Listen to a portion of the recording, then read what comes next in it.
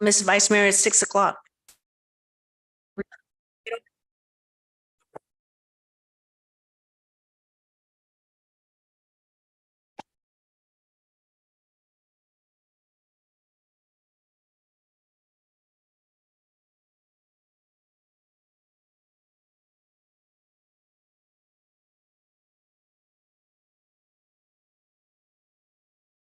Meeting is now called to order. So roll call, please. Councilmember Barbadillo. Vice Mayor Chua. Councilmember Leanne. Councilmember Fan. Mayor Montano. Here. And I would like to make a request that you start to answer these, when we need to have somebody come and fix this because you should be in charge of answering them, not me. Since you're taking the role, you should be the one to control the mic when they're taking the role. Maybe we could find an electrician that can do that. We can hire an electrician to make that connection. Because I've seen other council meetings from other cities, and it's the clerk that does that. So, all right, thank you. Okay, next. And then, okay, she already did the roll call. And so now I will ask City Attorney Motolepasi to brief the public on the closed session items today. Thank you and good evening, Mayor, Vice Mayor, and council members. Tonight, there's one closed session item. It's conference with labor negotiators. This is pursuant to Government Code Section 54957.6. The agency's designated representative is Nick Raish, the Human Resources Director. The bargaining units are LIUNA, UPEC. This includes ProTech, MEA, and MidCon bargaining groups, also IAFF and MPOA. Okay, thank you very much. Okay, now it's time for the Pledge of Allegiance. Everyone, please stand. Oh, okay. Okay, we're going to recess for closed session.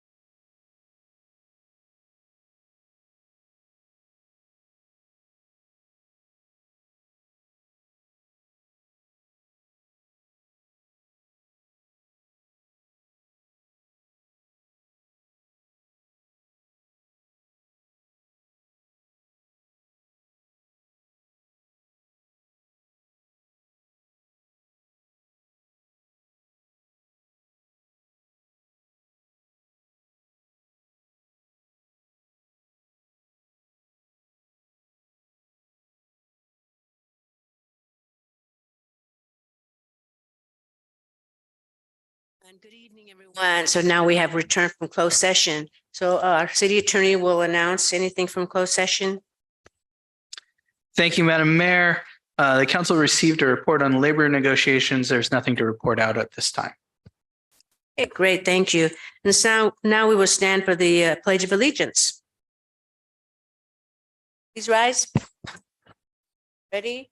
I pledge allegiance to the flag of the United States of America and to the republic for which it stands, one nation, under God, indivisible, with liberty and justice for all. Thank you very much. And now we will take roll call. City Clerk? Madam Mayor, we took roll call at the beginning prior to closed session. Okay, well, I thought I had to do it again. But now it's time for the invocation. Mary? Councilmember Barbadillo?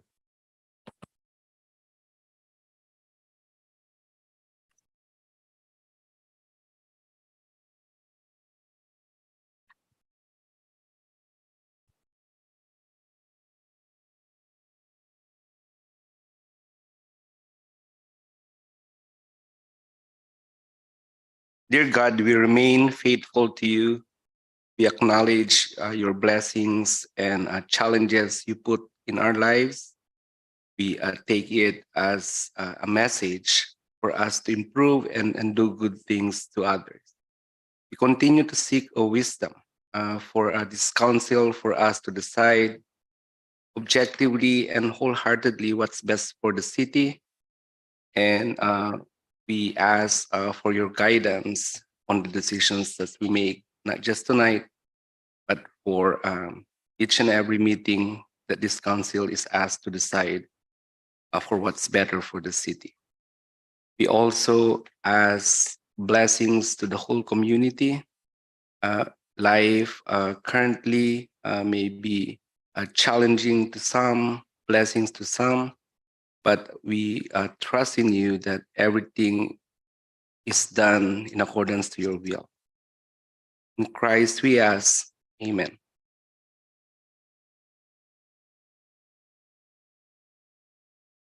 Thank you very much, Councilmember Barbadillo.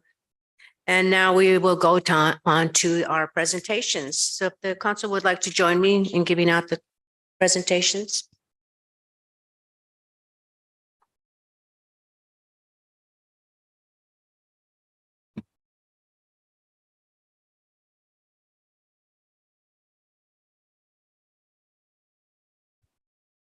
Hello, everyone. How are you guys doing today?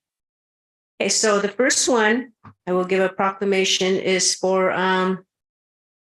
will be presented to Tony Lynn Charlotte, Milpitas Office of Emergency Services. I don't see her here, but we will have our fire chief accept this for her. So this is National Preparedness Month. So September is National Preparedness Month. This year's theme is preparing for older adults and highlights disaster preparation for seniors in communities disproportionately affected by all hazard events. Join me, Mayor Carmen Montano, and the Milpitas City Council in proclaiming the month of September as National Preparedness Month and recognizing the Office of Emergency Services and its community partners for offering invaluable services to our community. So I'd like to give this proclamation to you.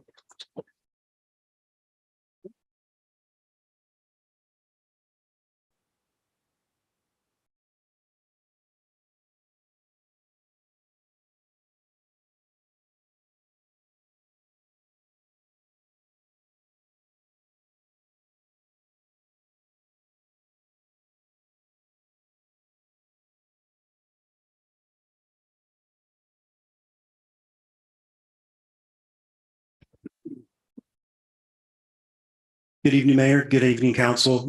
Thank you for your ongoing support of our OEM, Office of Emergency Management, Fire Department, our partners in the Police Department. On behalf of all of us, we truly do appreciate your commitment to a safer Milpitas.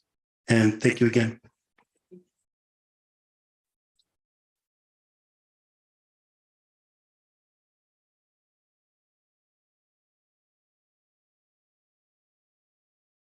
Okay, the next one is will be presented to Lauren Lorenzen from HOPE, National Suicide Prevention Week. And who will be here accepting this for, it will be, oh, great, great. So National Suicide Prevention Week. The week of September 4th through the 10th, 2023 is National Suicide Prevention Week, a time in which individuals, organizations, and communities around the country join their voices to amplify the message that suicide can be prevented. Join me, Mayor Carmen Montano, and the Milpitas City Council in proclaiming the week of September 4th through the 10th, 2023 as Suicide Prevention Week in the city of Milpitas. And thank you so much. Just take a picture and then I want you to say a few words, okay?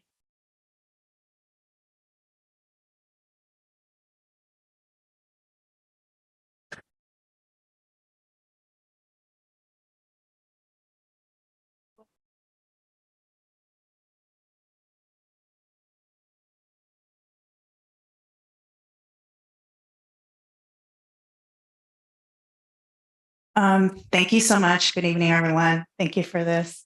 Thank you for supporting mental health and helping to stop the stigma, to create a safe space for everybody to share how they feel. And thank you for supporting Show Up and Love. So thank you.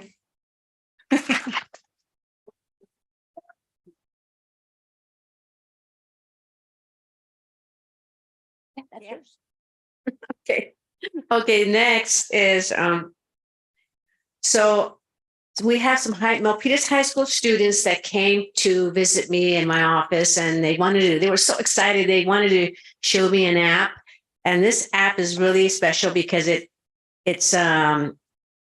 shows newcomers and people that are not familiar with Milpitas High School campus how to navigate the campus. So it's an app and it's really, really great. I really love it. So I'm going to give a commendation to the students that developed it. So when you get your commendation, I want you to stand over here. Okay. So Johnny Palacios, the Milpitas High School Digital Map Project. On behalf of the Milpitas City Council, I, Mayor Carmen Montano, recognize Johnny Palacios as a member of the Milpitas High School Digital Map Project team. The Milpitas High School Digital Map Project aims to create a digital map of the Milpitas High School for everyone to use to navigate the entire campus. The team has been working diligently and making progress over the past 2 years, and a web-based application with mobile apps will be launched soon. Johnny is commended for all the hard work of collaborating with the art and performing teams in making this technology innovation a success in modernizing how students, faculty members, school staff, and visitors navigate throughout the huge Milpitas High School campus. So congratulations and keep up the great work presented on this 5th day of September 2023. Thank you, Johnny. And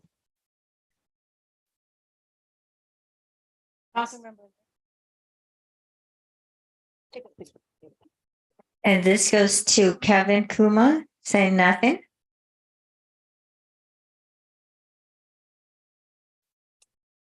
Yeah.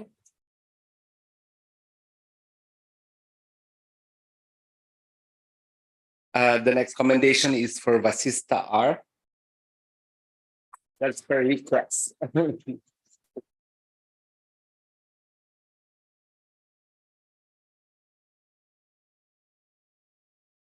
Councilmember.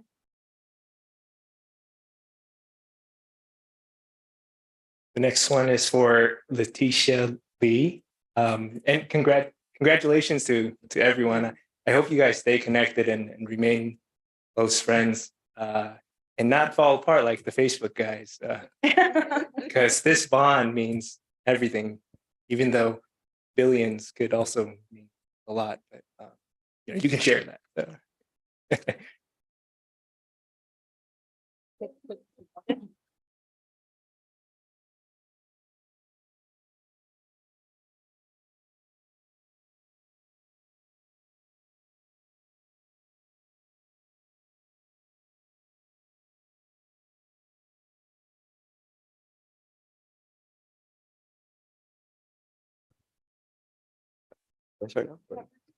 I want to thank Miss Montana and the council members for giving us this opportunity to present our project in the beginning, and also for the commendation as well. This project is 3 years of hard work that my team and I put in, and we're really grateful for how far we've come. I'm grateful for all their efforts, and I'm hopeful for what we have in the future. Thank you.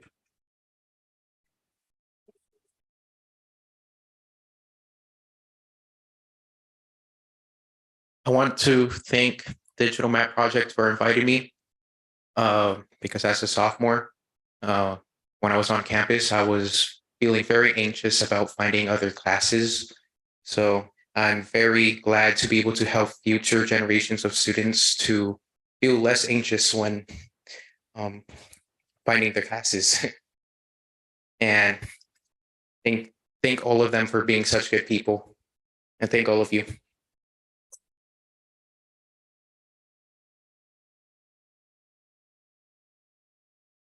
Yeah, I just wanted to thank the Map Project as well. You know, when I was a freshman at Milpitas High School, I think in 2021, one day I just heard on the announcements that you should sign up for something called the Digital Map Project. And on a whim, I just thought, okay, I would go and sign up. And later I found out that I was going to be a part of the project. And I have to admit, for the first semester, I kind of just ignored the project. But then for the second semester and so on until now, I've actually been working diligently for the project, and it's been a really great experience. And I'm just happy to be able to help my community and the school itself. Thank you.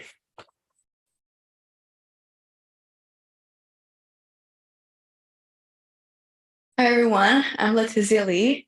I'm a Milpitas High School alumni. I graduated this year, and I joined MHS in the fall of 2021 as a junior. Once I got there, I was kind of lost. I didn't know how to go, or the map we used to have didn't really help me. And then I stumbled across the digital map project at school and got the opportunity to join and actually help make a new map that would help my underclassmen. And they currently have it set up, the updated version of it. And I'm really glad, or I hope that my underclassmen don't have to go through the trouble I went through when I first joined school, because it's actually a big campus. I'm also very grateful for our team lead, Kevin, and all my teammates who are very enthusiastic, brilliant people to work with to make this possible. And we'll keep on working on it until we finish. Thank you. I just want to remind the awardees that we have openings for interns and we have a lot of technical challenges that you might be able to solve. Thank you and congratulations. Parents. Thank you so much, parents, because without your support, they wouldn't be able to accomplish what they have accomplished. So the parents play a big role in the success of their children. Thank you so much.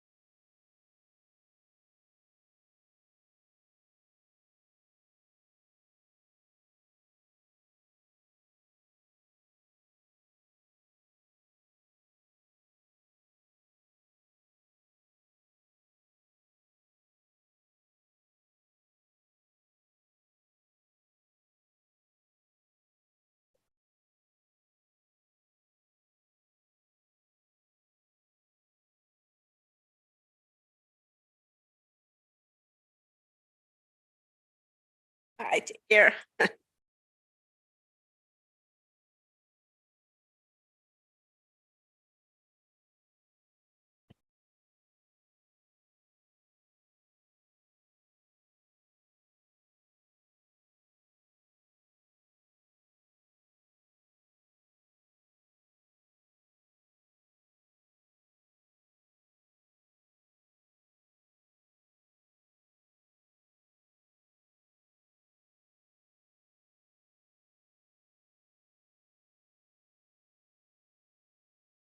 Okay, thank you so much.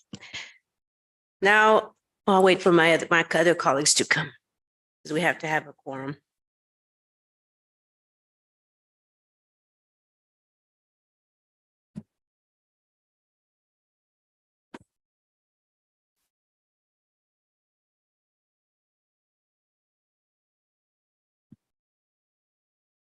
Okay, great. Thank you. So now it's public forum.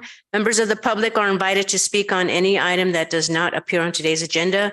Comments will be limited to 1 minute or less at the mayor's discretion. When called to speak, you are encouraged to state your name for the record. As an item not listed on the agenda, no action can be taken. However, the city council may instruct the city manager to place the item on a future meeting agenda. So is there anyone from the public that would like to come and speak on any item not on the agenda? Okay, seeing none, is there anyone on Zoom? I have no hands raised, Mayor. Okay, thank you so much, City Clerk. Okay, announcement of the conflict of interest and campaign contributions. Our City Attorney Motula Posse. Thank you, Mayor. I ask you, Mayor, and each of the council members whether he or she has any financial or personal conflict of interest related to any of the items on tonight's agenda.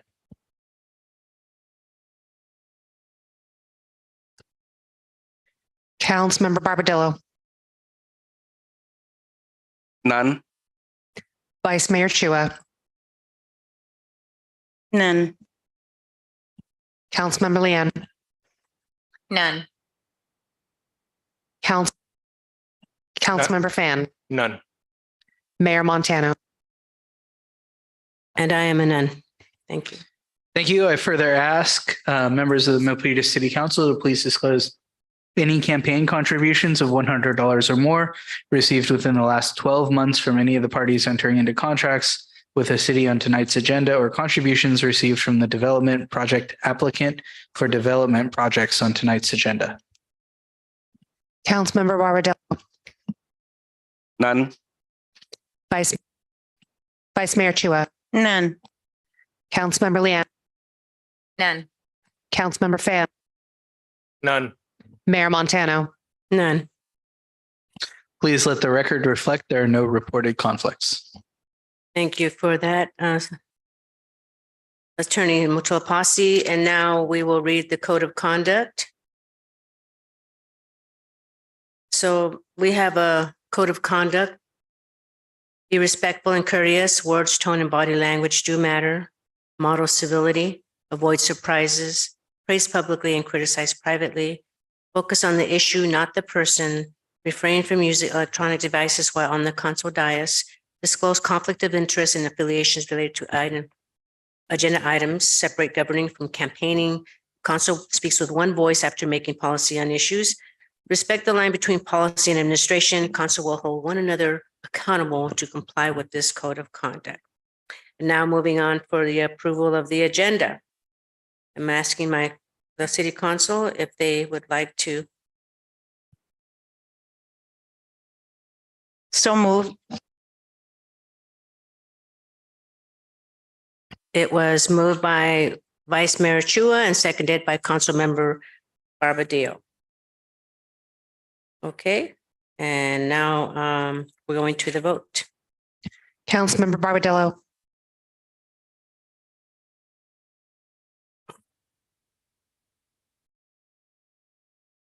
Aye.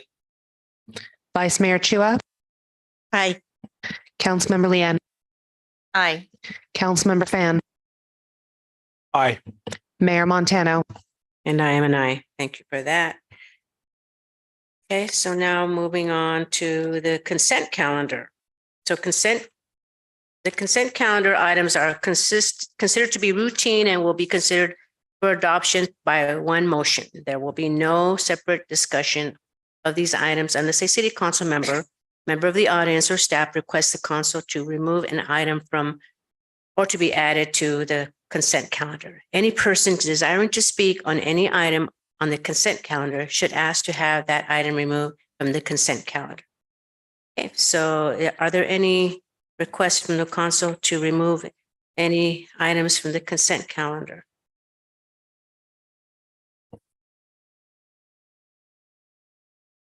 Ms. Mayor Chua. Seeing none, so move. And I will second that. Okay, all those in favor will vote. Mayor, we need to call for public comment. I'm sorry. We need to call for public comment. Oh, sorry about that. Public comment from the public, anyone? On the consent calendar? Seeing none, is anyone on Zoom? We have no hands raised, Mayor. Okay, then we will move forward. Second that. And call for the vote. Councilmember Barbadillo, Aye. Vice Mayor Chua, Aye. Councilmember Leanne, Aye. Councilmember Fan, Aye. Mayor Montano.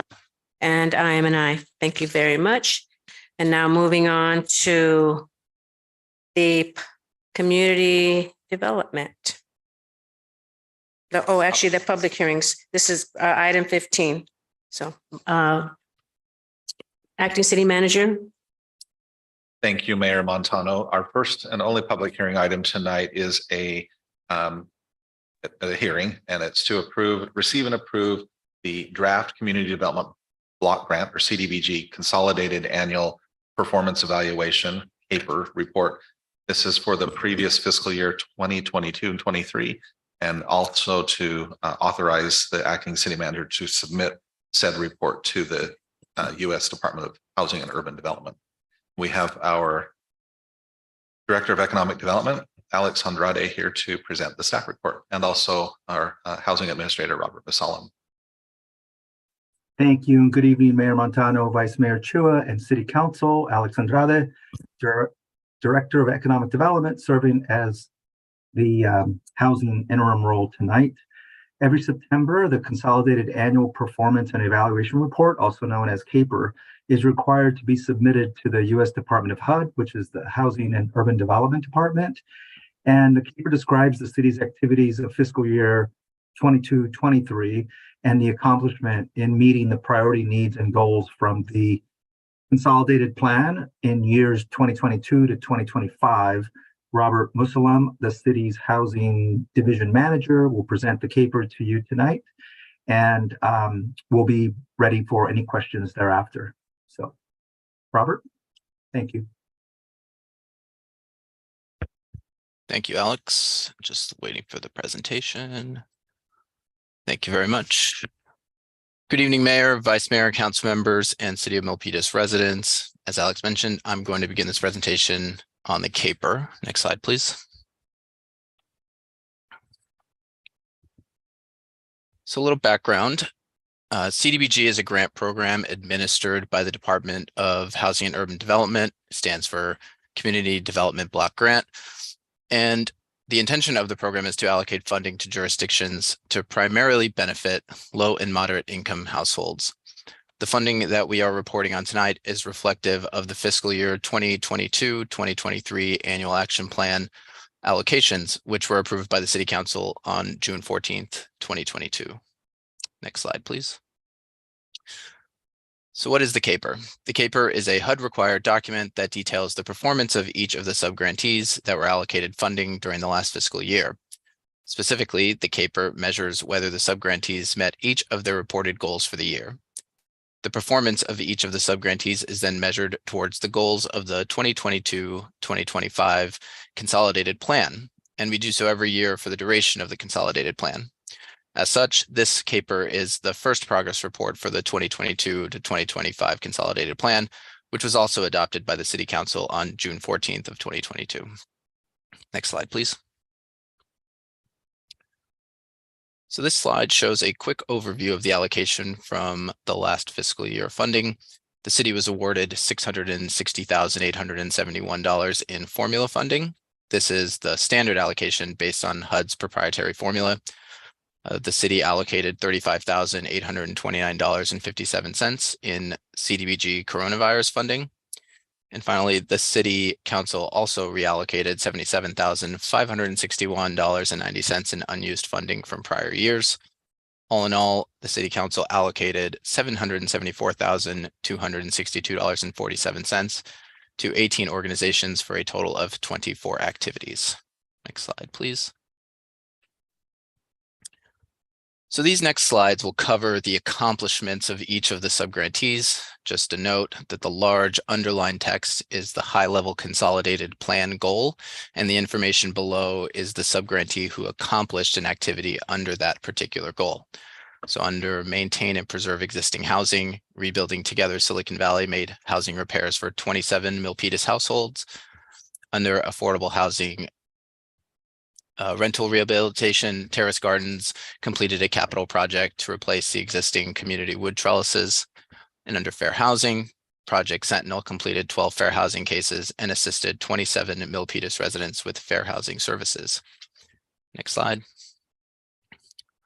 Under assist micro enterprises and small businesses, the Filipino American Chamber of Commerce provided direct aid to 15 micro enterprises in Milpitas.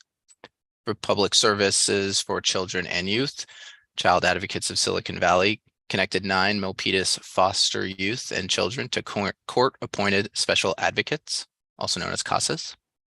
Next slide, thank you.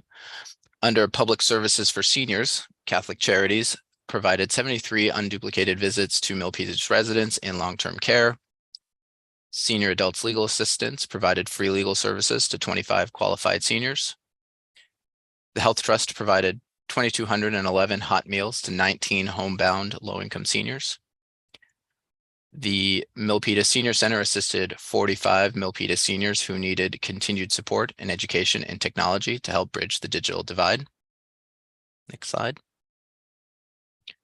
Terrace Gardens, continuing with public services for seniors, Terrace Gardens provided meal delivery services to 148 residents. And SourceWise, Meals on Wheels program provided 67 Milpitas seniors with nutritious home delivered meals. Next slide. Under public services for domestic violence, Next Door Solutions to Domestic Violence provided 44 residents supportive services and emergency shelter to victims of domestic violence. And YWCA Silicon Valley assisted 34 victims of domestic abuse, responded to 52 crisis calls via 24-hour crisis line, and served 5 persons with crisis counseling identified by Milpitas Police Department. Next slide. The Silicon Valley Independent Living Center provided housing services for persons with disabilities to 60 individuals. Pragna provided support to 100 children, youth, and adults from the special needs community. And Lighthouse of Hope Counseling Center provided 14 Milpitas residents with counseling. Next slide, please. So this is a visual of what I just discussed in detail, starting on the left with the goals, then moving to the right, how many individuals each high-level goal was expected to serve in the program year, then the actual amount of individuals served in the program year, and then finishing on the right with the percent complete of the goal. As you can see in that far column on the right, the city did have a very successful year in many categories in providing services to its most vulnerable residents. Next slide, please. So this slide will detail a few of the challenges experienced in this fiscal year. When we do our final report, we ask our grantees what went well and what didn't go well during the fiscal year. And for the grantees that were unable to meet their goals, they described very similar issues. The main challenge was the difficulty in finding and retaining qualified staff.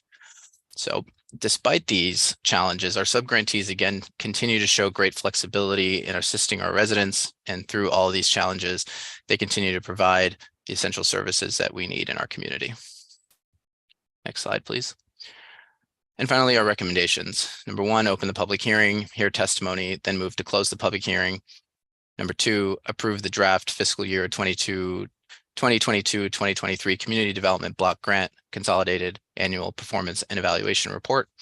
and authorize the acting city manager or designee to make any necessary changes and to submit the approved fiscal year 2022-2023 CAPER to HUD to comply with CDBG requirements. That concludes my presentation, and I'm available to answer any questions. Thank you. Thank you, Alex and Robert, for that presentation. Are there any comments from my colleagues on any of these items? I will have call on Yes, thank you. Robert, there's the unused funding of 77,561. Do we have a time limit to use this, or is this going to be carry on to for the 5 years? Great question, council member. We do have a time limit, though that time limit is well into the future. I believe it's 4 fiscal years into the future. We generally bring all unused funding through the next CDBG reallocation process. So you will see any unused funding from this fiscal year at our next CDBG date, which should be sometime in June of 2024. Thank you. Thank you, Councilmember Lin. Is there anyone else? And I do want to make a comment. I do like the fact that we can carry some of those funds over for the following years. Councilmember Barbadillo. Thank you, Mayor. So for the past few years, I had participated approving this CBDG funds going to rightful organizations and services. Do we have any oversight on the spending of these funds other than their report with regards to how many people were served and during their application? Yes, thank you for the question, council member. On a quarterly basis, we do receive reports. We heavily audit those reports to ensure that they are meeting the requirements of the program and what their activity, what they applied for originally. And then we also do monitoring once a year with each of the subgrantees to further dive deeper into their activity, their reporting, and to ensure that, again, they're meeting the standards that the CDBG program has. Right. Who is we? That would be the housing team. That would be, yes, sir. Okay. And okay, so we do have those reports. So yeah, I just heard you said that some challenges are, for having those staff or resources to enforce this program. So what will these organizations do if they're confronted with that and they do receive the funding? Well, I can only speak to the funding that Milpitas gives these particular subgrantees, and we have a pretty good history with the particular grantees that had some challenges this year. I don't believe this will be a recurring issue, but we are cognizant that we are in certain economic times, and everyone will have these challenges. Our job at Milpitas is to continue to work with our subgrantees to ensure that the service delivery remains high. And ensure that we're in compliance with all HUD regulations. And at present, we are currently doing that. Help me understand. So these grantees, these different organizations, they have other sources of grants, if you may, not just the CBDG coming from Milpitas, is it? That's correct. Yes. Oh, okay. So most of these organizations are nonprofit? All of them are nonprofits. It's not it is a requirement to be a nonprofit for specific activities that are carried out. All of our grantees happen to be nonprofits, and they do receive funding such as other CDBG from other jurisdictions as they do these services in multiple jurisdictions within the area. But they could also get funding from state grants, federal grants, private donations. There are all other types of funding sources available to these nonprofits. Go ahead. Sorry. No, I just meant just to quickly, but our funds are only used to service Milpitas residents. Okay, I think you answered my. So how many? Oh, I think you answered. How many of those organizations? I think 18 of them and 24 services. Caters mainly for Milpitas residents. Or was that the answer to? I mean, was that what you just have said that our dollar money goes particularly to benefit the community through these organizations? Correct. So we provide them funding, and that funding is to be used for Milpitas residents only. They can get funding from other jurisdictions, and that funding would also be for those jurisdictions. But our Milpitas CDBG dollars are only used to benefit Milpitas residents. So all of the activities that we're reporting on tonight are simply for the benefit of Milpitas residents.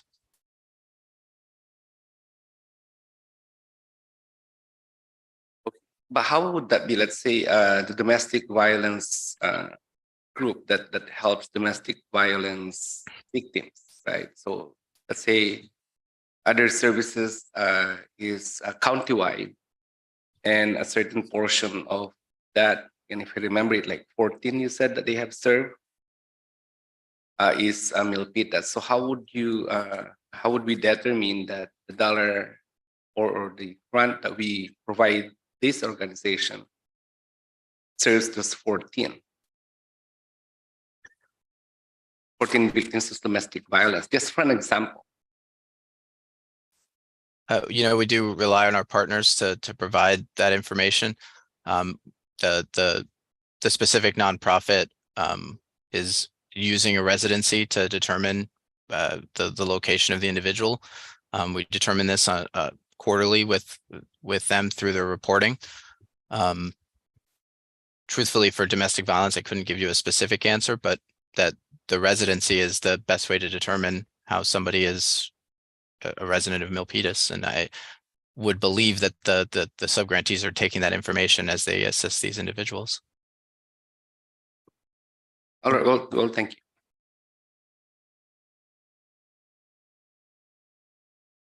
Thank you, Councilmember Barbadillo. Is there anyone else that would like to speak on this item? Seeing that, I would like to go to the public. Is there anyone from the floor that would like to come and speak on this item? I would like to open up the public hearing. I don't see anyone from the floor. Okay, so is there anyone on Zoom? I have no members of the public hands raised on Zoom. Okay, and so now I'm going to ask for a motion. Oh, I see. Perfect. Vice Mayor Chua. You're good.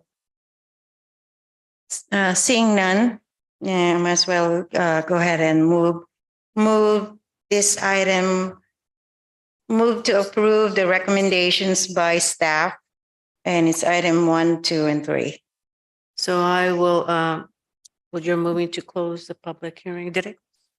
Close it? Closed it. I thought I closed it. Okay. Okay. And you're recommending to move this item forward? Okay. Move to approve. Is there a second? We'll have Councilmember Lin. Yes.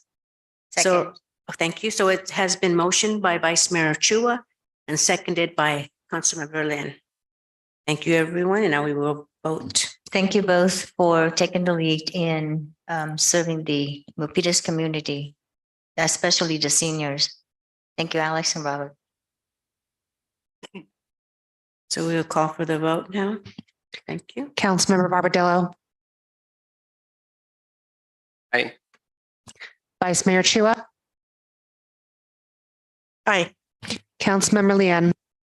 Aye. Councilmember Fan. Aye. Mayor Montano. And I am an aye. Thank you. Okay, now we're moving on to the next item. This is the community development. So acting city manager. Thank you, Mayor. Item number 16 is a resolution outlining 4 actions related to a new multifamily residential project at 2001 Terra Court. The 4 actions include certifying the election results, 2, adding, and that's the certifying the election results related to the Community Facilities District, adding track number 10592 to the Community Facilities District 2008-1, and approving a final track map for the project, and also approving and authorizing the acting city manager to execute the subdivision improvement agreement. And I believe we have our principal engineer, Roberto Alonso, here to present the staff report.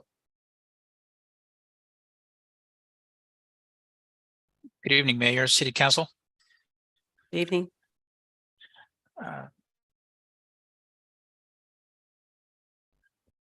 Again, my name is Roberto Alonso. I'm the Principal Land Development Engineer, and I'm here to present at item number 16 to adopt a resolution certifying election results and adding track number 10592 to the Community Facilities District 2008-1, which will be annexation number 25. Approve a final track map number 10592 for residential project at 2001 Terra, and approve and authorize the city manager to execute the subdivision improvement agreement for the project. Next slide, please. Give you a little background on the project. The project, or tract 10592, is located at 2001 Terra Court. This site is a 1.22 acre site and is subject to annexation into Community Facilities District 2008-1. The vesting tentative map, site development permit, and conditional use permit was approved by City Council in August of 2019. The project consists of 32 residential units. Next slide, please. This slide contains the final map for the project for tract 10592. Next slide, please. The final map and public improvements for this project, or excuse me, the public improvements to be constructed as part of this project include asphalt pavement, siding and striping, curb, gutter, and sidewalk, driveway approaches, utility services, landscaping, street lighting, irrigation, and a water main replacement along Lundy Drive. The developer will provide securities totaling $478,000 to guarantee completion of the public improvements. The final map for tract 10592 is subject to annexation into the Community Facilities District 2008-1. Staff recommends approval of the subdivision improvement agreement, final map, and the addition of the tract 10592 into Community Facilities District 2008-1. Next slide, please. The CFT annexation number 25 into CFT 2008-1. As I mentioned, the tract 10592 is subject to annexation to the Community Facilities District 2008-1, which will be number 25. The certificate of registrar of voters certified that there are 0 voters residing within the boundaries of the proposed annexation. KB Home South Bay Inc. is the sole property owner and agrees to the CFD annexation. Next slide, please. For this project, staff recommends that the approval of the final track map number 10592, including the acceptance of all offers of dedications as stated and depicted in the final map upon completion and acceptance of improvements. Second recommendation is to approve and authorize the city manager to execute the subdivision improvement agreement between the city and KB Home South Bay Inc.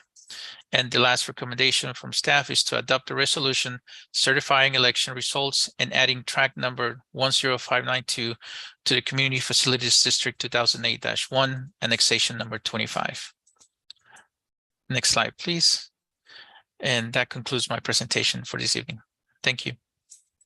Thank you very much,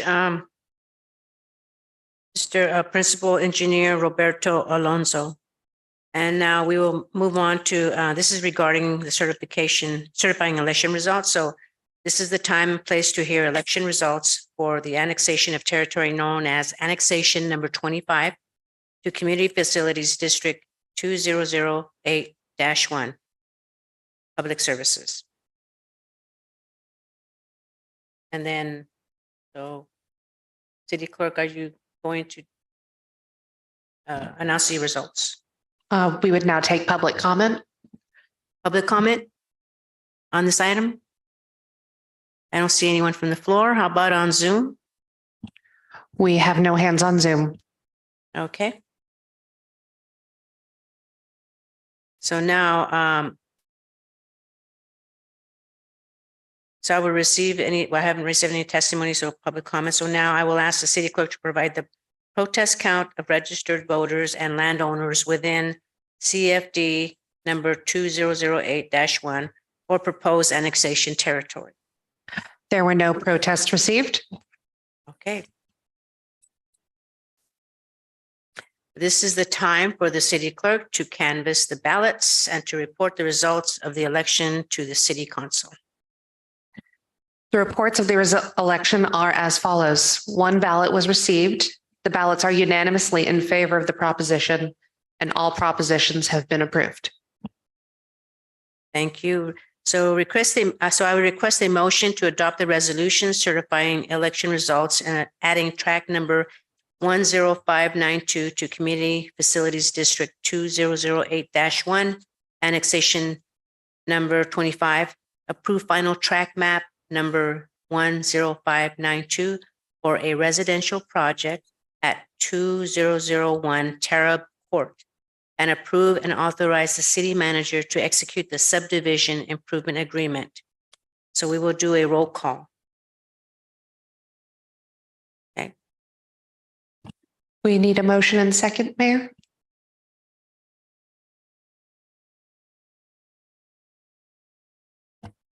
It was motioned by Councilmember Lynn and seconded by Vice Mayor. And now we will take the roll call vote. Councilmember Barbadillo.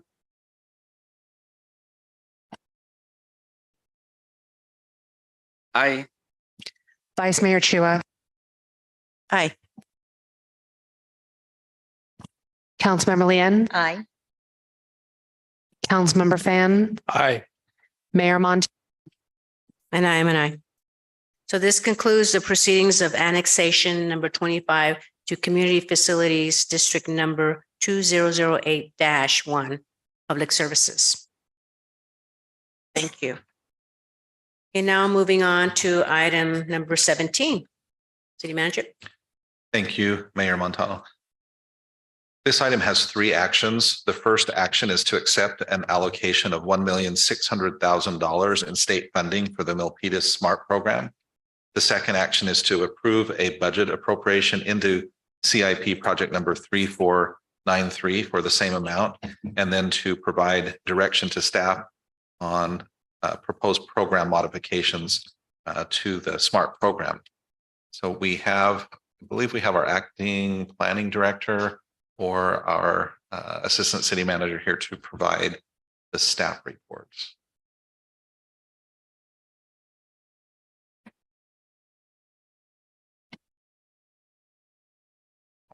Here's our acting city manager, or excuse me, our acting planning director, Jay Lee, for the report.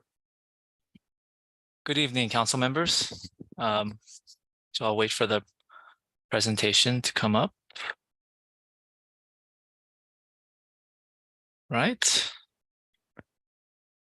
Yeah, I'm here to present on item number 17, the Milpitas SMART proposed program modifications. We're really excited to share an update on the program and also share some of the options for potential improvements to the service. So very excited to be here today, and thank you for your time. Next slide, please. For the agenda, well, I'll start with providing a brief background of the program, how it started, and some of the key milestones to date, and then go over the Milpitas SMART program update. We do have our consultants here, Rideco, who is helping us operate the program. They will go over the existing program and share some of the data about some of the key performance indicators for how the program is doing. And then I will share about the marketing and outreach, all the efforts that have been done or that have taken place. And then we will go over some of the potential program modifications. So we've thought of several options and we are seeking direction from the council for how to best move forward with this program. And then we will conclude by summarizing staff's recommendations, but ultimately asking for guidance from the council. Next slide, please. So to quickly go over the background, if you remember, we received a grant through VTA's 2016 Measure B Innovative Transit Service Models Program. The grant was for a little over $1 million.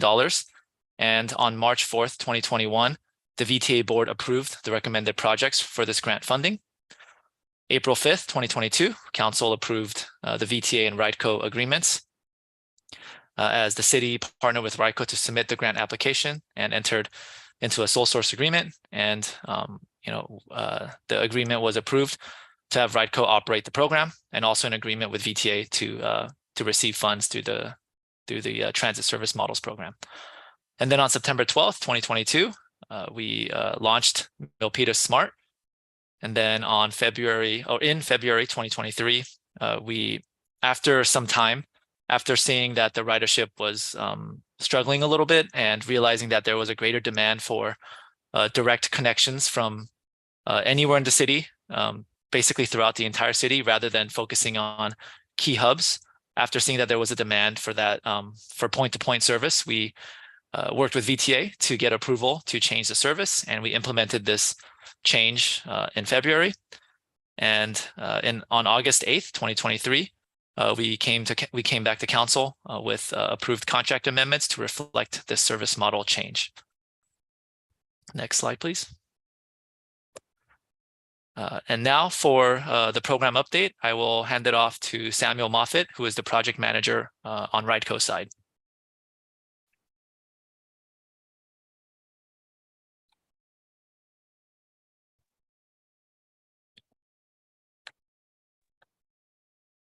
Thanks, Shay. Hope you can all hear me okay now. It appears that I'm unmuted. But as Jay said, I'm the project manager for this project. So I've been working with Jay and his team, as well as others at the city, to complete all of the background work on settings, adjustments to both set up and operate this program. Just a quick background on RIDECO. We're a technology service that works with cities and transit agencies across the country to set up and operate on-demand transit projects. And so locally, we also work with the city of Morgan Hill as well. Moving on to the next slide, we have a project team working on this project with a wide variety of experiences and backgrounds, from the transit agency to consulting to marketing, to help support this program grow and meet its service goals. And then moving on to just take a look at the SMART program itself. So on to the next slide here. In case you're unfamiliar with it, SMART is an on-demand shared ride service that operates throughout the entirety of the city of Milpitas, providing service between 7 a.m. and 7 p.m. on weekdays. And so what this means is that riders can download an app or book online or call into a call center to reserve a ride that will pick them up from a nearby safe vetted location within about 15 minutes and drop them off at their requested destination anywhere within the city. And so we began operating this service about 11 months ago now. So the middle of September last year is when this launched. And over the next couple of slides, we'll take a look at the key performance indicators that we've achieved as they relate to the project goals during this time. So we can move on to the next slide then. And I know this is kind of rapid fire information here. So this slide deck will be provided after for you to take a look at as well.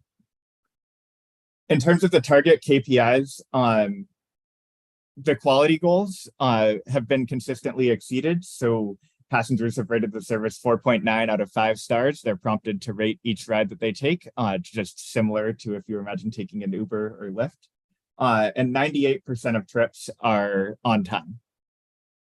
The focus areas for this project are growing the ridership and increasing the efficiency of the service. And so those two goals in the middle there, they're really closely tied together. You know, as we carry more passengers per day, getting closer to that goal of 120, then we also carry more passengers per vehicle hour, which is that measure of efficiency.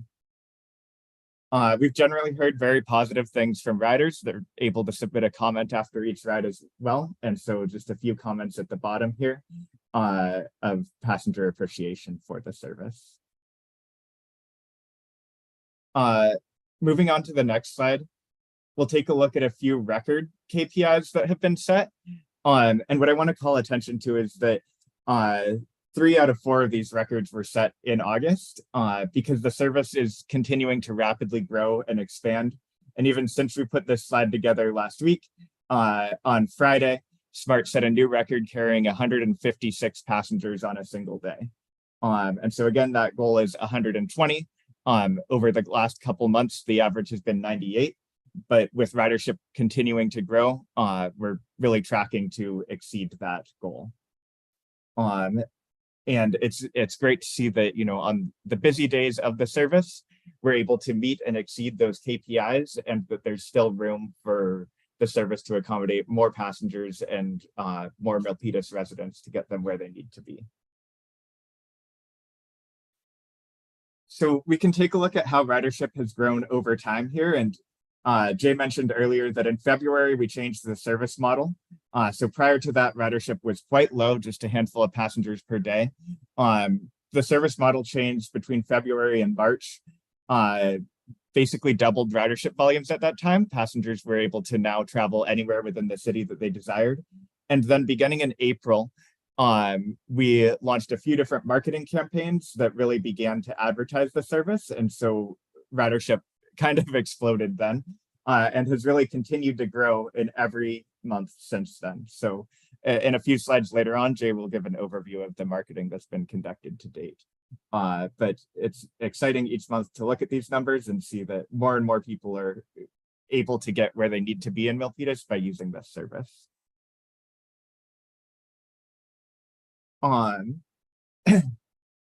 One of the great things about an on-demand service that people book via an app is that there's an incredible amount of data that we can look at here, from origins and destinations to time of day, types of trips that passengers are booking.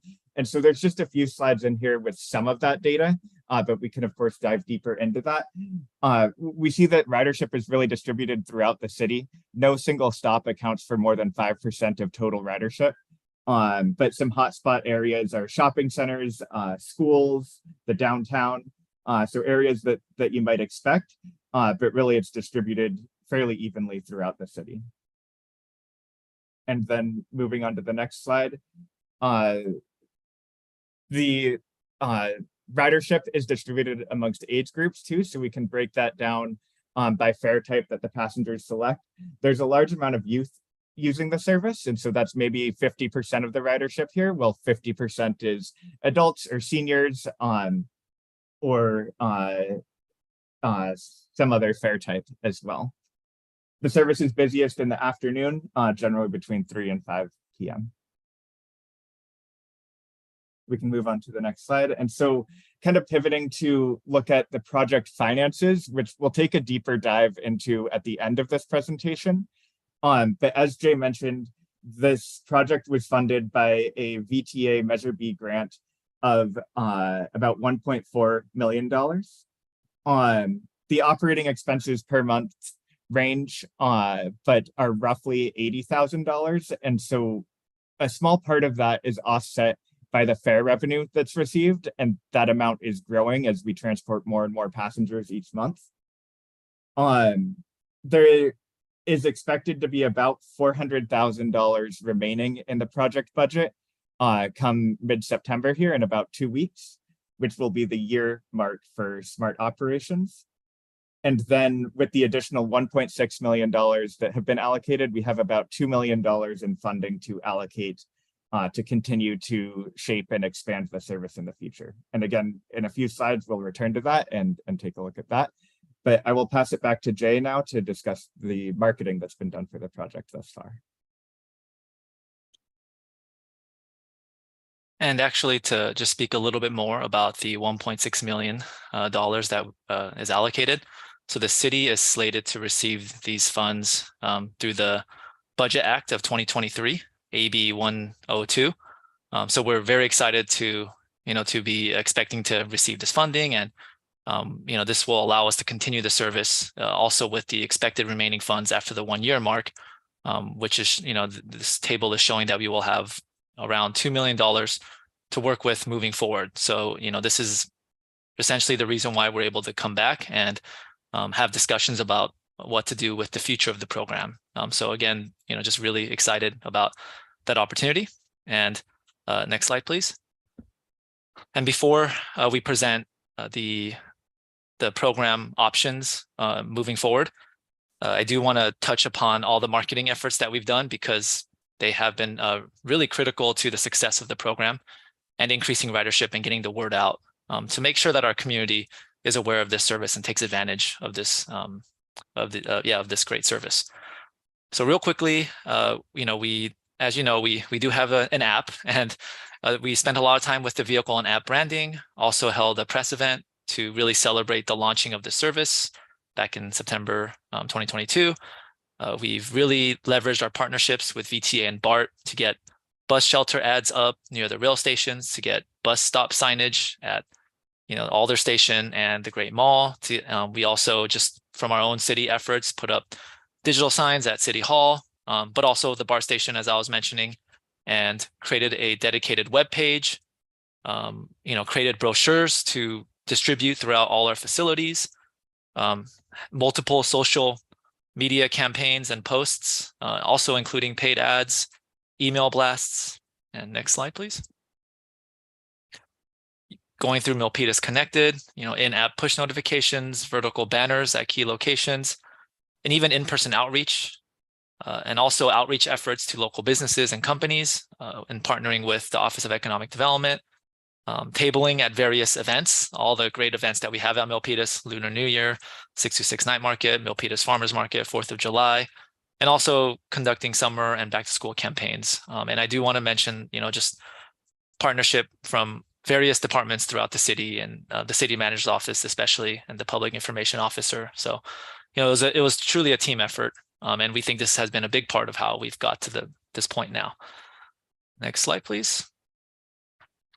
And now finally onto the Milpitas Smart potential program modifications, which is really what we need guidance from the council today. So next slide. And I'll pass it back to Sam, the project manager, Sam Moffitt, to go over some of the options. Thanks, Jay.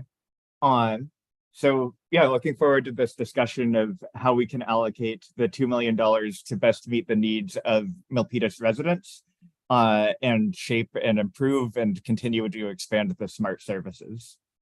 So just a quick reminder of the current program parameters before we discuss some different options.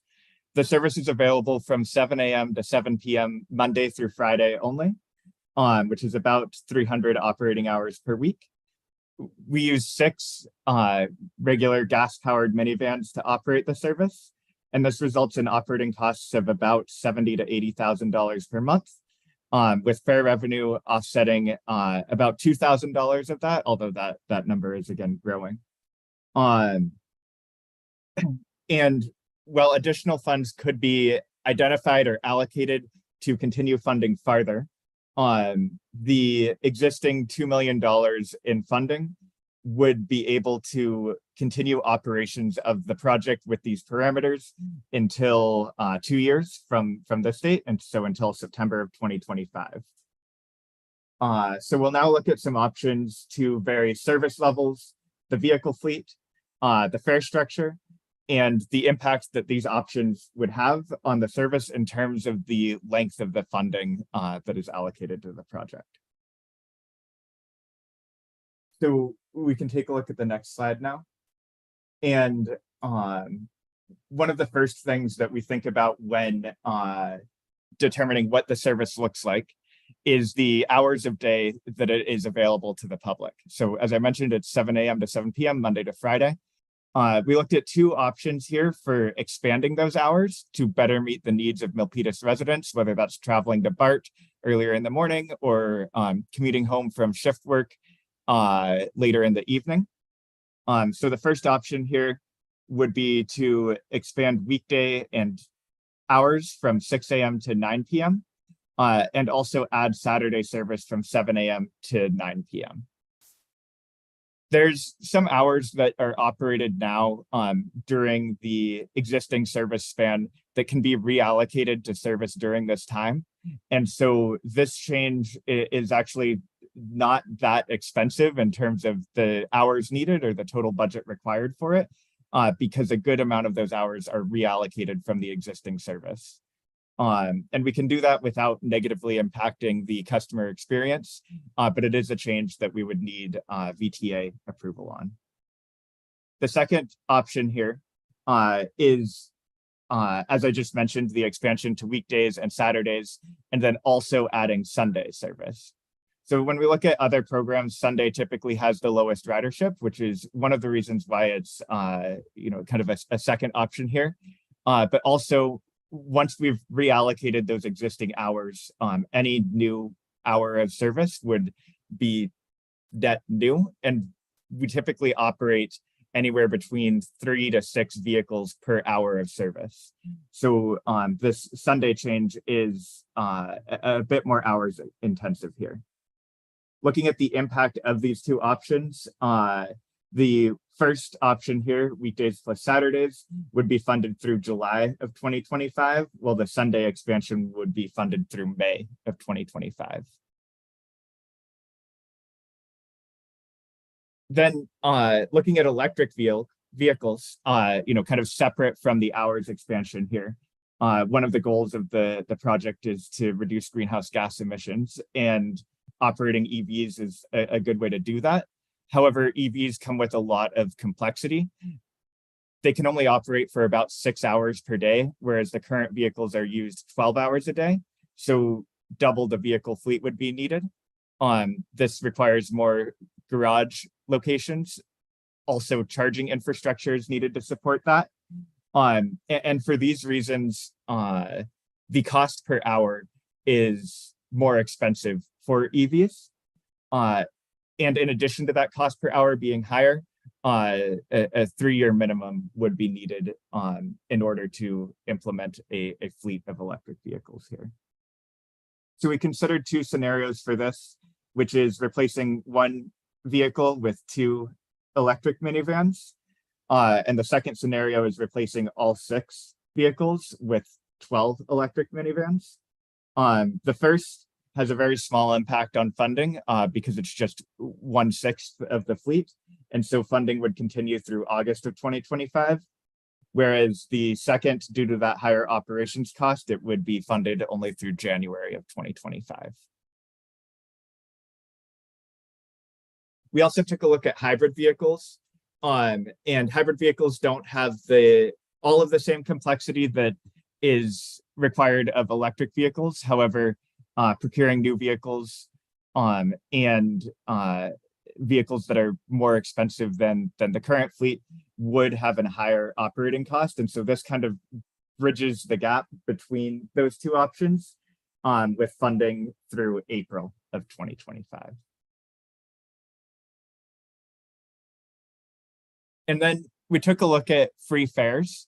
So fares account for now about 10% of operating revenue, or they don't yet, but they're projected to. And so what that means is when we're talking about, a funding length of 2 years, offering free fares for the duration of the program would reduce the total funded length by about 2 months. However, there could be other impacts of offering free fares in programs where we do offer that. We've seen higher rates of cancellations and no-shows, which means that schedules tend to be a bit fuller, and passengers may not be able to book their desired ride time because there are trips booked into the system that the passengers don't end up taking. And also, it may be hard to reintroduce fares. We've seen some negative comments from services where fares were reintroduced because passengers have grown used to the free fare service and somewhat devalued the service in terms of how much it is worth to them. So those are just some things to be conscious of when thinking about free fares. We did previously offer free fares in the month of April, which worked really well as a way to incentivize and grow ridership, as well as gather attention for the program. And there's certainly something that can be used as in a promotional aspect. Moving on to the next slide. So this slide is a lot to digest here, but this takes into account each of the scenarios that we talked about, as well as a few kind of blended scenarios, so that you could look at, for example, the green arrow identifying here, the weekday and Saturday expansion, as well as replacing one van with 2 electric vehicles. I think kind of the key takeaway here is that expanding the weekday hours to include service from 6 a.m. to 9 p.m. as well as Saturdays is really kind of an easy, efficient reallocation of existing vehicle hours, and continues to kind of maximize the length of the funding. And the variety of other options can vary depending on your priorities for the city of Milpitas. Although it's not called out specifically here, as I mentioned on the slide before, offering free fares would reduce the length of funding by about 1 to 2 months for each of these options. And I'll turn it back over to Jay to provide a summary. Thank you, Sam. And we just wanted to summarize the recommended program options. We presented several options in this presentation, but also in the agenda report. And based off of the options and some of the benefits and the challenges for each one, these are our staff's recommendations. But of course, we would we welcome council input. So just to start off, for the service hours expansion, as Sam mentioned, we recommend extending the weekday service from 7 a.m. to 7 p.m. to 6 a.m. to 9 p.m. and adding Saturday, given that would be an efficient way to extend the service hours without adding too much cost or vehicle revenue hours. Just adding the Sunday option would, significantly increase the cost. And then regarding fleet conversion, replacing one vehicle with 2 EVs, which would happen or could happen in January 2024.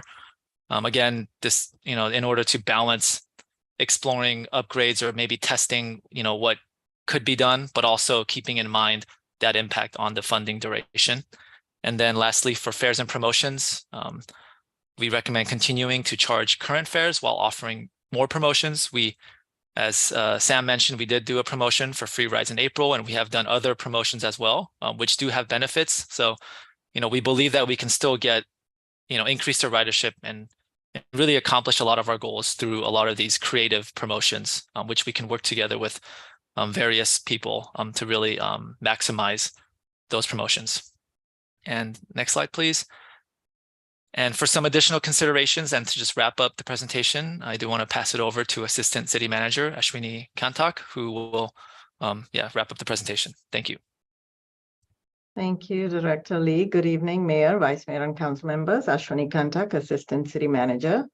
You've heard from both Interim Planning Director Lee and RightCo about the various options evaluated for future program modifications. We're very excited to see the significant increase in ridership in recent months, and we're working hard towards making this program a long-term asset for the Milpitas community, and which is through that lens is why we're making some of the recommendations we have and want to provide some considerations for you as we look forward to receiving input from you. So first of all, just want to say we're very grateful to our state legislators for the recently awarded $1.6 million in funding for this program. This added to the approximately $400,000 in available funding provides great opportunities to accomplish this objective. As discussed in the prior slides, we looked at various improvements to the program with the additional $2 million including expanded service hours, electric fleet, and free rides. And the recommended option really seeks to maximize the program duration by adding more hours per week with minimal additional cost. Also, maximizing program duration was an important consideration in the recommendation related to transitioning a portion of the fleet, not all of it, to electric vehicles. And then you've heard from both Sam and Director Lee in terms of offering free rides. Offering promotional periods of free rides to increase ridership is really the preferred option because of two primary reasons. One, of course, being that we're able to fund a little bit longer in terms of program duration. But the key one is that if there is no cost associated with a ride, no shows are more likely. And this impacts the overall operational efficiency of the program. Also, given that ridership has continued to increase and is actually higher than when we had free rides, we believe the value of the service provided is reasonably priced and is in line with other similar programs. And as you're aware, we also offer discounted pricing to several groups.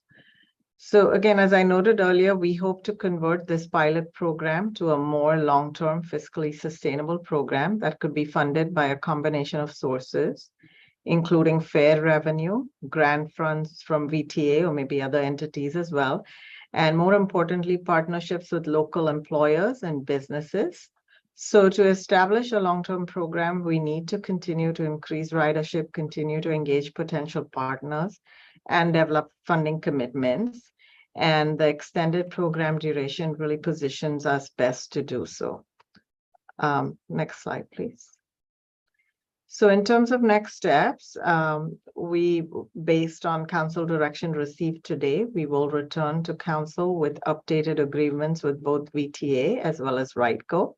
And then, of course, continuing the robust marketing effort that's been a partnership between RIDECO and the city, with our PIO leading that, continuing our social media presence, the ads, and also we've been in discussion with several businesses about partnerships already, and then the promotional periods. So the recommended option allows for 4 months of free promotional rides.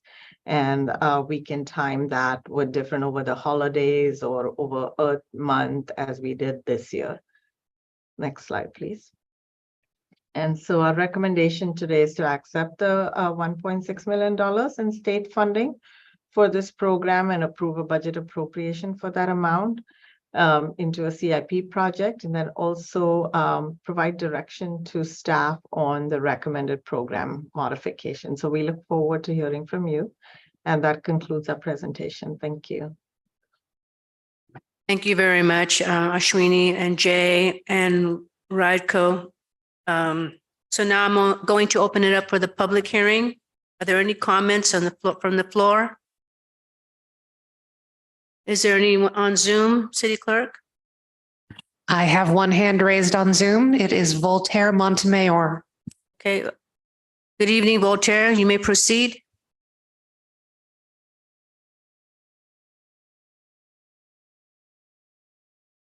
Hear me? Yes. Yeah, I'm out of town, but anyway, I made it. Oh, all I know is this? Should I ask something? I'm for approving whatever the resolution is. Thank you. That's it? You didn't want me? Yeah. That's it? Okay. Yeah, okay. I just opened my my cell phone. I'm out of town. Thank you. All right. We miss you. Okay. Thank you. All right. Thank you, Mr. Voltaire Montemayor. Okay. If no one else is on Zoom, then I will move it on to console discussion. And I have Vice Mayor. Thank you, Mayor. As you all know, before the previous meeting about this smart ride, and I always advocate having the rest of the year free. But I have a couple of questions. I'm just going to turn it over to my colleagues after briefly. Jay, on your slide that says future, what was it? Shaping and improving service. Can you bring that up, please? I just want to ask one quick question on that one. Jay, do you see it? Shaping and improving services. The slide 17 on. It could be. There you go. On the second paragraph, program parameters, is that right? The fair revenue is $2,000 per month based on the data of 11 months, correct? Yes, it's the average over time. So lately it's been a little higher, and I think we could expect it to grow. Yes, but around that. So if we have a free ride, that would be the revenue that we're giving up, correct? Yes. Okay, per month. Okay. Also, your recommendations, and I'm just going to briefly go over this. On the service hours, you recommend option 1, Monday, 7 a.m. to 7 p.m. to 6 a.m. to 9 p.m. Saturday service, which will take away 2 months. For the fleet conversion, you recommend replacing two electric minivans with an hybrid, right? And that would reduce the month by 1 month. For the fares and promotion, if we do the 4 months, it will reduce the number of months between 1 to 2 months. So I'm counting that. I see about 4 months of reduction, which in this case, as you stated, there are 12 months that we have funding for, but because of the excess, the leftover funds from the previous year, we can go up to an additional 5 months. So in essence, doing these options, really, we didn't lose anything. Is that correct assumption, Jay? Yes, I think looking at it that way, that is correct. Okay, that's all I have for now. Go ahead, Nick. And thank you, Vice Mayor. Is there anyone else that would like to make any comments? Councilmember Barbadillo. I was fascinated when this project started, in the beginning, a ride ship over Milpitas, and I envision it to last for a while. And now learning the funding source, now that vision of it happening in the long term looks like it's dependent on future sources of funding later on. So we got almost $1 million from the measure BVTA. We are getting another 1.6 million. And the 2 million total that we're getting from grants, from other small sources like the fare and ride ship, brings us to 2024, right? 24 to 25? 25. To 25. So on the long term, good that we're looking at this marketing, we're looking at, increasing the hours of service and the locations for drop off and pick up. But at this early, wouldn't it be prudent to look for sources? I believe Measure B, although it's a 30-year half cent, the county, it's very competitive, and you're given a maximum of 6 million per city, right? So what I'm saying is, we're laying the groundworks now, and as we are amazed, rideship, it has doubled in the last few months.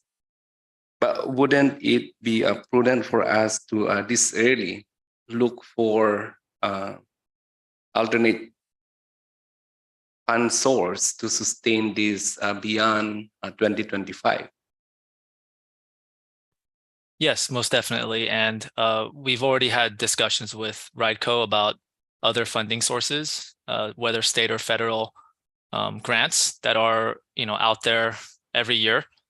So definitely that's a great idea. But I think the thought was, we don't know if we will always be able to secure those funds. So, right.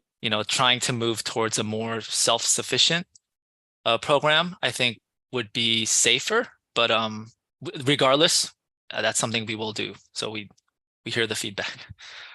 Right, because I remember, I don't know if long time ago I started the VTA, but it's similar in concept. If you look the subsidy that we're doing with VTA as compared to the percentage of its ridership is very low. So VTA has been operating for the longest time, and fair a source of revenue to sustain the project wouldn't be enough. Even if you double your ridership, 2,000 will not cut 2 million in the next 3 years.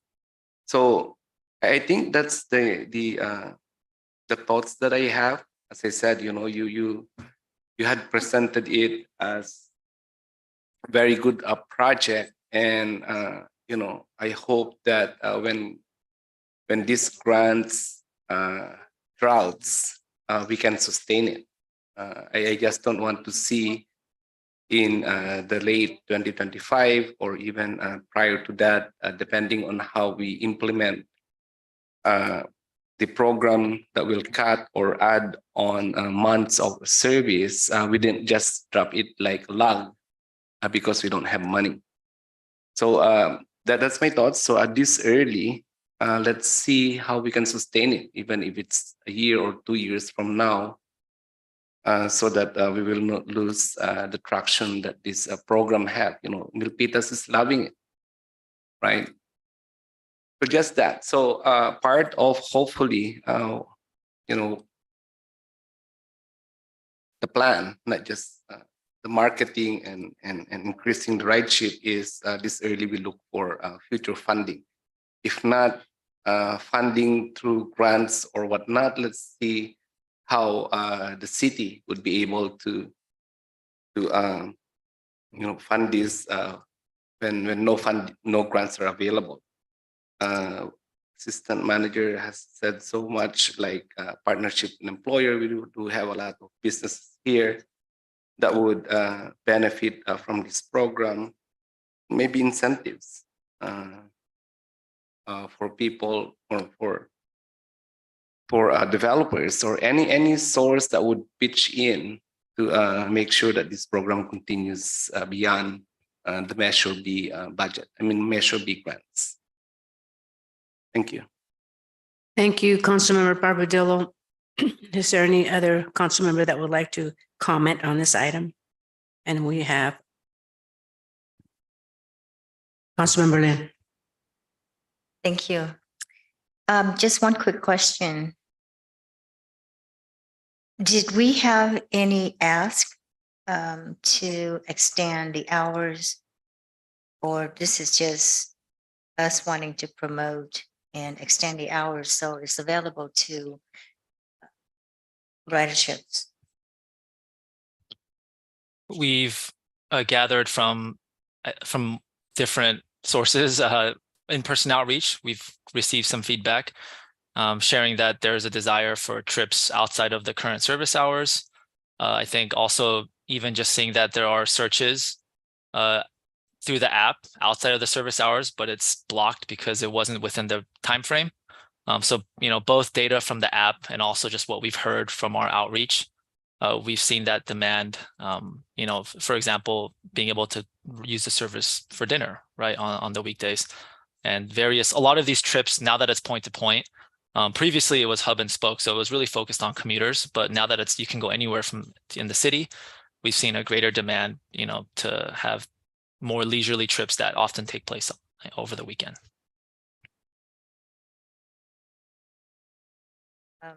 I'm not sure if I want to share this, but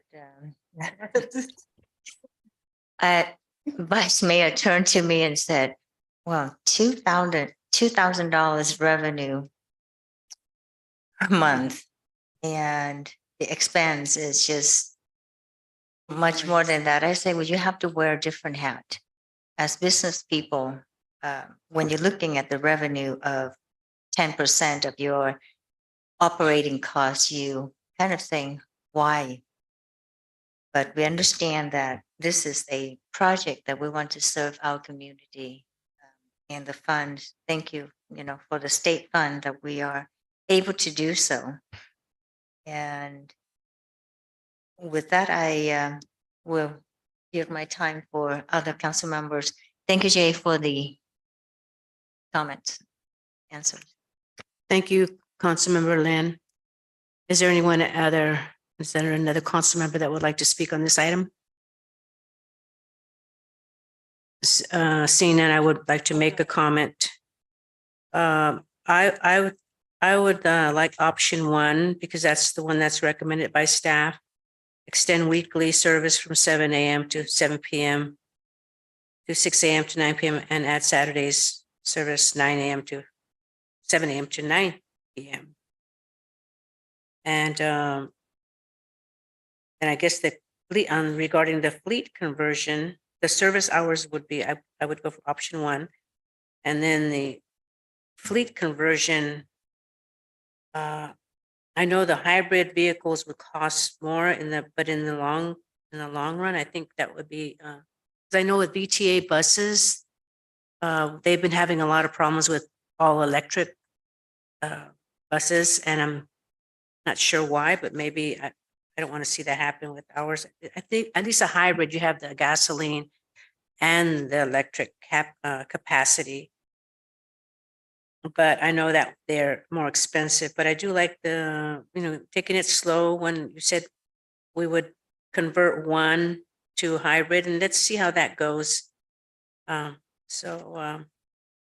are my recommendations. And again, I am really glad that this on-demand project, before we had that spoken wheel, it only went to certain areas, but I'm really glad that we were able to expand it. And as you know, VTA gave us a grant. And if you heard that saying, squeaky wheel gets the grease, well, that was because we've been pushing for shuttle service they were the first ones to give us that grant, and now it's taken off. So it's a really good thing. Now we have the state legislatures funding this program.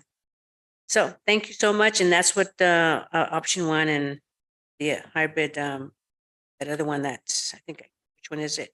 The one that has the one hybrid and electric. Okay, anyone else? Vice Mayor Chua. Yes, I do agree with Councilmember Barbadillo and Councilmember Lynn's concern, because you can see the revenue versus the expense, and we're so dependent on grants. And I think what Councilmember Barbadillo is well taken. We have to start now and look at other resources if we want to provide this wonderful service to our residents. And this is, I think, I see this as a prelude to one of Councilmember Barbadillo's recommendation of a citywide senior discount somehow. And my question is, this is for future. Is there a way, like the bus stop, you don't have to, there are times there, like it would say 11 o'clock, the bus will be here. You don't have to go first to an app. The app can be submitted at the bus stop when you ride the bus. Do you see what I'm trying to say? I'm looking at efficiency. If there's a time there that they don't have to do the My app will be done when you get on the vehicle. Do you see what I'm trying to say? So I don't know, think about it.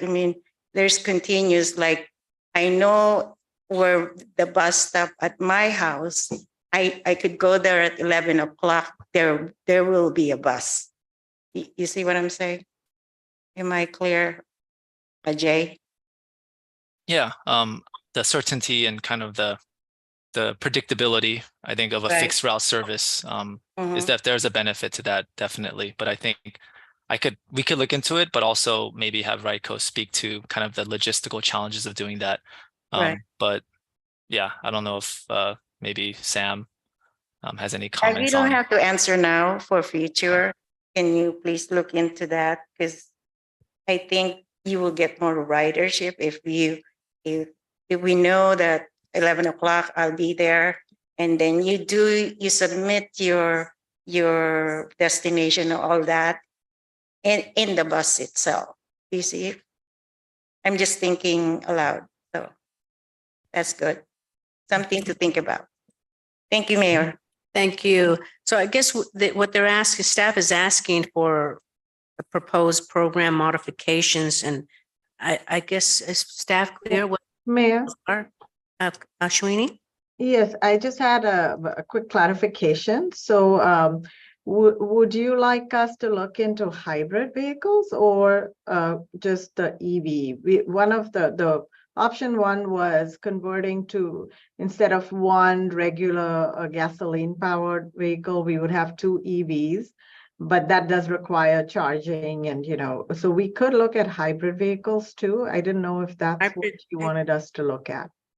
No, well, I would like hybrid, and I don't know what my other colleagues would like.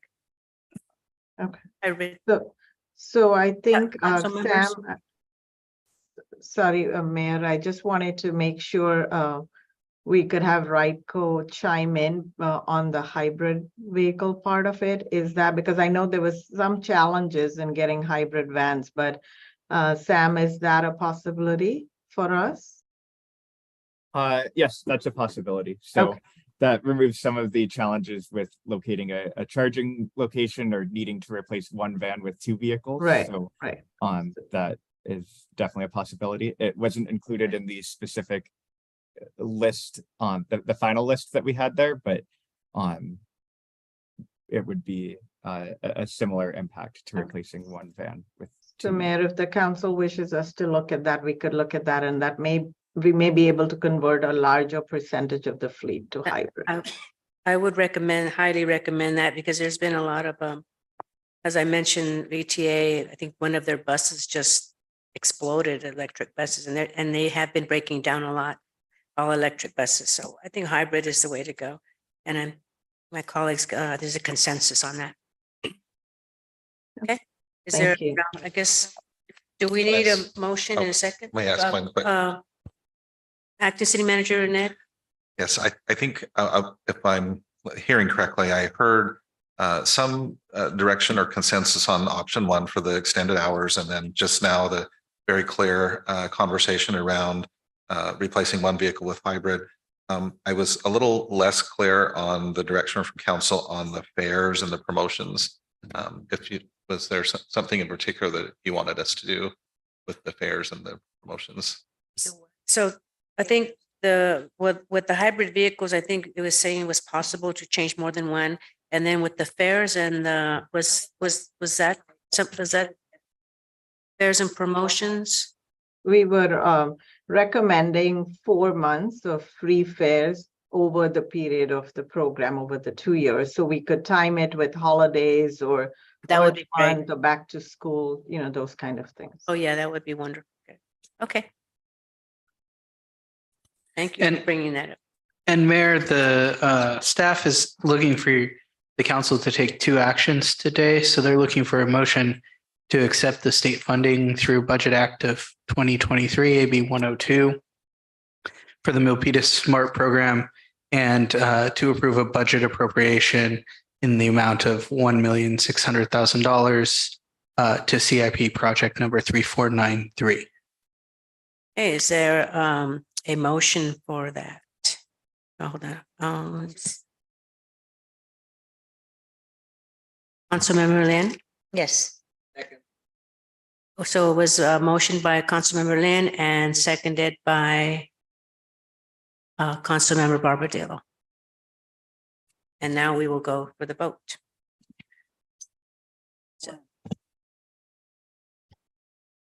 Councilmember Barbadillo.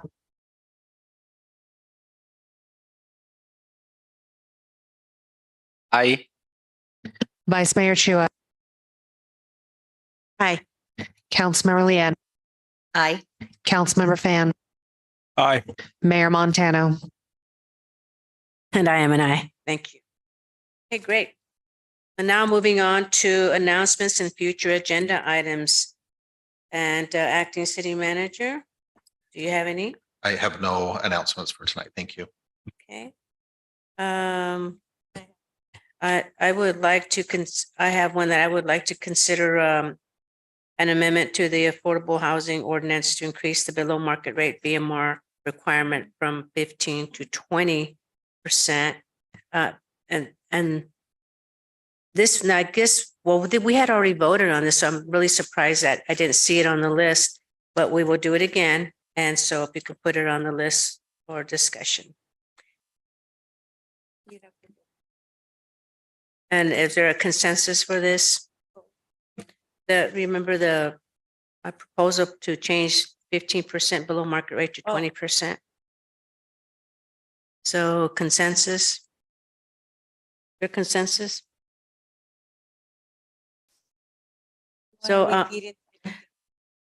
So right now we have our below market rates. All developers are required to provide 15% affordable housing. And I have recommended last year 20% to increase it to 20%. So that way we can increase our housing stock since, affordable housing is a huge issue. It's a crisis. And we did bring this up to the table, but for some reason it's not on the list. So I am bringing it back again to ensure that it's on the list. And so I'm asking for a consensus from my colleagues. And Mayor, may I make one clarification? This is for the other members of the council. So we would put this item onto the prioritization list. And right now we're considering the prioritization list coming back to the council in October. So you would consider it. Thank you, Ned, for that. So we have Councilmember Vice Mayor Chua is an aye. She agrees with that. And let me have it. I need to put a priority to just, we call it the list. Councilmember Lynn is in agreement, and Councilmember Barbadillo. What did he say? He is fine with that, and Councilmember Ann.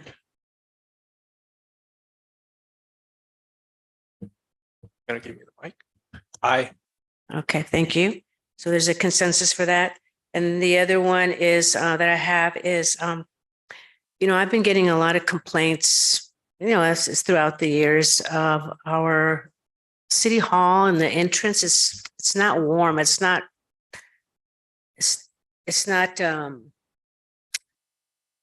that word? Inviting. It's not inviting. Thank you so much. And so I think we need to spruce it up. I would like to see some art there. And I would like to ask if we can use our art fund to spruce it up and make it welcoming, because it's not welcoming.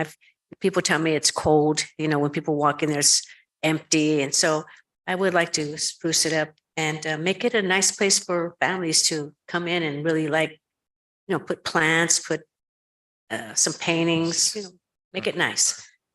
And I'm really glad that we ordered those new sofas that were there. They were all really, I don't know if you ever saw them, but they were all worn out. But anyway, I like a consensus for that, to put it on the list. And Mayor, may I? Okay, Councilmember Vice Mayor Chua. I saw a number of, last weekend, I saw a number of the members of the garden club, and I brought this up to if they can help spruce up the entrance, and they're willing to do that. In fact, they told me that they bought a lot of artificial plants, and one of our staff should have picked it up, but they didn't. So they're willing to do that again. Okay, great. So I just want to add that to your request. Yeah, that would be great. So I would like a consensus from. May I make, excuse me, Mayor, if I could make just one clarification. Please. What we would recommend on this one is that the use of public art funds goes through the Arts Commission, and we will be bringing their annual work plan to the council in the next couple of meetings. And so I think maybe the best way to address that would be to direct the Art Commission as part of their 23-24 work plan for the coming year, that they would consider an art project for the City Hall lobby and make recommendations to the City Council. So they could look at the type of art and the cost and bring that back to the council for your consideration, if you would proceed that way. Does it have to go to them? Because I know it's going to take a long time. Only if we were thinking, well, we can do a temporary installation in a different way, but for a permanent installation, the use of the public art funds goes through the Arts Commission. So that's why we would recommend. Right? I guess the mode or the method can be discussed, decided, but I guess what I need to get a consensus from the council and ask if that's fine. So Vice Mayor. There are some ways to get art, like we do in community center. We can invite the local artists to display it at the entrance of City Hall without really spending a lot of money. That you can do that, and it's good for the artists. Milpitas artists. Showcase. Yes, Yeah, you those can are- do that too. Those are some ideas, yeah. So I guess what I'm asking right now is just a consensus. And so you're, yes. So, so Vice Mayor is a yes.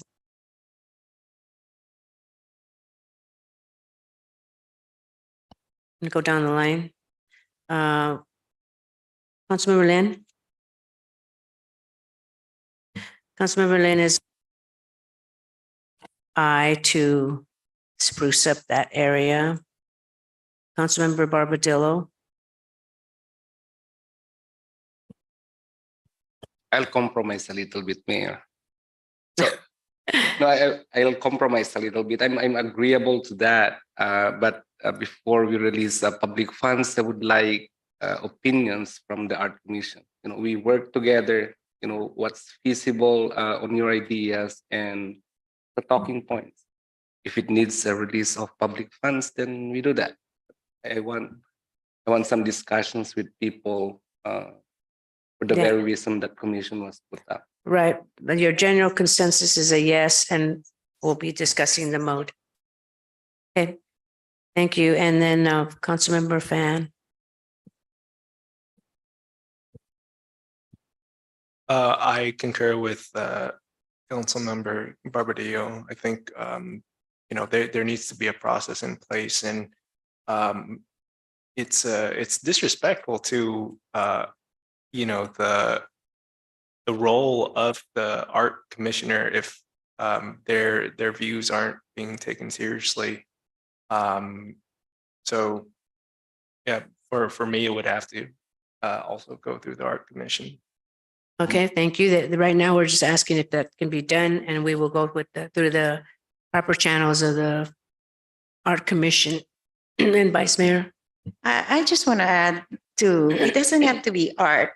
You can put a piano there and we can invite anybody to play the piano or something. I don't know. I'm just thinking of, I've just been to Kaiser today, so I heard some guy playing the piano. So very inexpensive way to welcome the people. Thank you. So I appreciate all the comments on this one. It sounds like we do have a consensus and we can't Consensus. discuss it. That's all I asked for the because it's not consensus. agendized today. Yes. Okay, thank you for reminding us. Okay, now other people for announcements. Vice Mayor, did you have an announcement?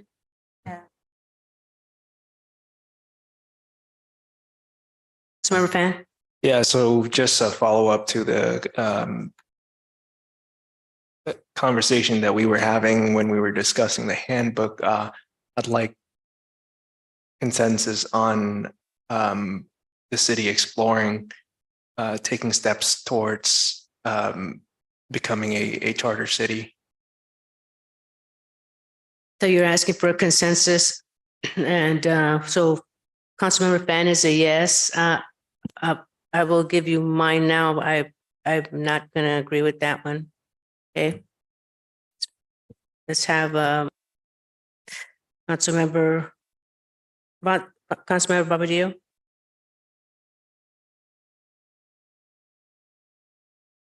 All right, long time ago, this was on my mind at that time, but the city was not ready.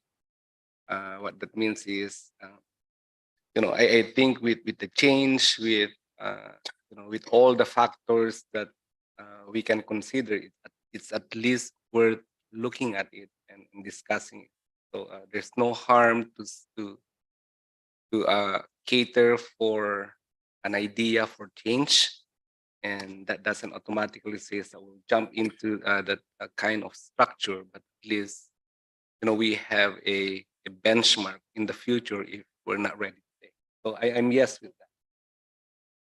that. I just want to remind, we're not supposed to be discussing, we just say yes or no. So you are a yes? No? Mayor. I So know, that's my but thoughts. I know, but we're not. Right. Yeah. So that's a yes. Okay. Okay. Councilmember,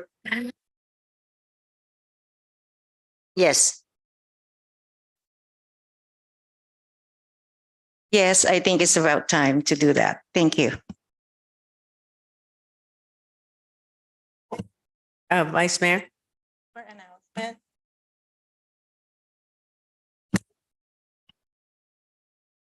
For announcement, I'm asking the city attorney to look at the policy of commissioners able to release funds without the approval of without the approval of the city council, because I've seen it, and these are not actual funds, but the role of the commission is to make recommendations to the city council. And I want to make sure that non-financial, what do you call that? Yeah, like the use of stage. We have a stage. It's just very expensive. The use of that has to go through the city council. And for clarification, Vice Mayor, would you be referring to fee waivers related to Yes. use of public Yes. facilities? Can we, if we don't have it now, can we look into that to tighten that all of those must go through the city council? That's number one. And number two, consensus. Okay, so let's have so Vice Mayor is a yes and the consensus on that. Councilmember Lynn. Okay. I'm asking the city attorney to look at a policy to make sure all the commission, any commissions, if they're granting a the waiver for the use of any city facilities must go through the council, not the commission. The commission can recommend, but the council has to approve. That's my ask. There's one. There is one that they can go through it. Okay, so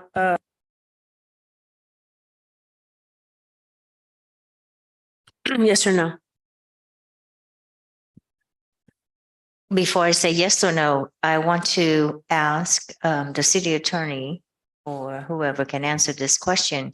Isn't it the process right now? Because I've seen the request for a waiver coming to city council meetings. I couldn't answer the question without doing the research as to whether it applies to every single committee.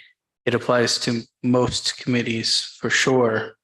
And the request on the floor would be to expend the staff hours to review that and bring it back to the council with a report that would answer that question for you. Okay, I'm a yes for that. Okay. So let Councilmember Barbadillo.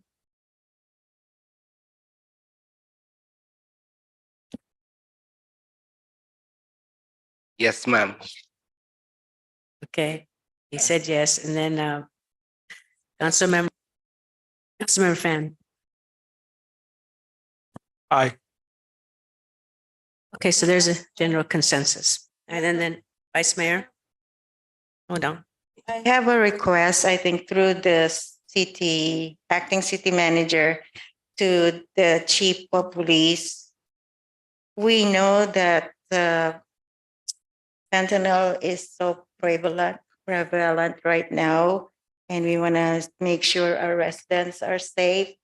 I just want to do the staff to do an analysis through our chief of police, would it help if we, working with the county, if we can provide a place, city facilities to that any residents can pick up Narcon? Okay, so that's go for a general consensus. I am an aye to have it researched. And let's go to Councilmember Lynn. Councilmember's consensus, yes. Councilmember Barbadillo. And Councilmember Barbadillo is a yes, and Councilmember Fan. And Councilmember Fan. So we have a consensus for that. Okay. And I think that's it. Anyone else have any more comments? If not, I'm going to adjourn this meeting. Thank you, everyone. Meeting adjourned.